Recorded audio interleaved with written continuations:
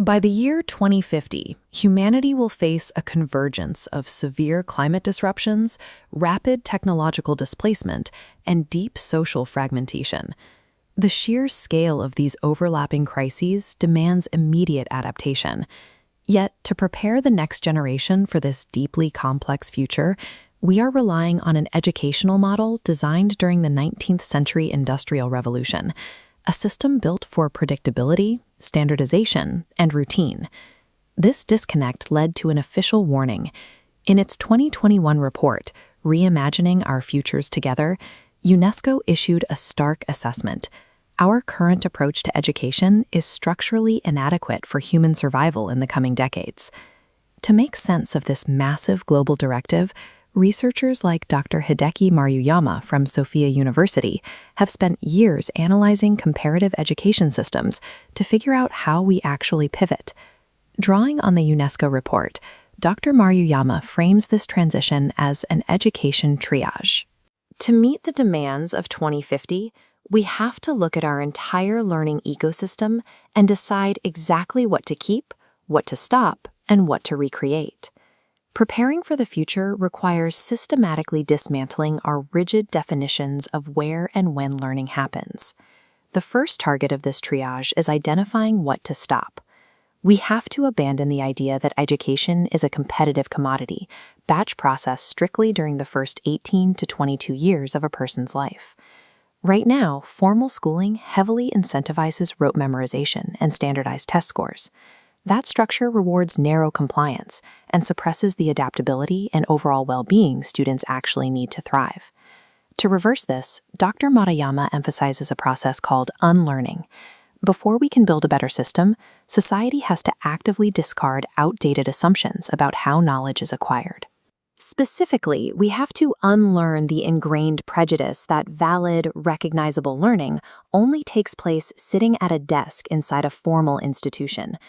Clinging to these century-old metrics holds students back and actively limits our collective ability to respond to the rapid environmental and technological shifts already underway.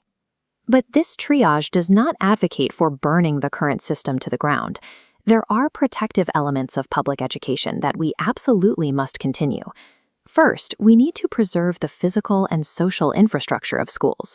Beyond academics, these spaces act as critical safety nets and hubs for local community building. Second, we must maintain the mandate to provide foundational literacy for everyone, fiercely protecting access to education as an undeniable human right. Without the non-negotiable baselines of physical safety and basic literacy, any new social contract we try to write for 2050 will simply collapse. That brings us to what we must recreate. This requires shifting our focus and funding toward non-formal education, deep, transformative learning rooted out in real-world contexts rather than inside a lecture hall. We can already see blueprints of this in practice. In his field research, Dr. Maruyama points to Estonia as a prime real-world case study for this future model. Estonia has successfully integrated a network of community hobby schools with highly accessible digital infrastructure. This setup effortlessly blends daily civic life with continuous, practical education. To make this kind of non-formal learning count, the system has to evolve how it recognizes achievement, replacing rigid, multi-year university degrees with micro-credentials. This animation illustrates the shift. Instead of a single, heavy diploma issued once in your 20s, micro-credentials act as modular badges, validating specific, practical skills you acquire at any age, entirely outside of a formal academic environment. Recreating education means changing how society assigns value. We have to stop measuring people by where they sat for 4 years and start validating what they can actually do in the world. This points toward the ultimate vision outlined in UNESCO's new social contract. The goal is to transition away from localized, siloed schooling and build a global knowledge commons.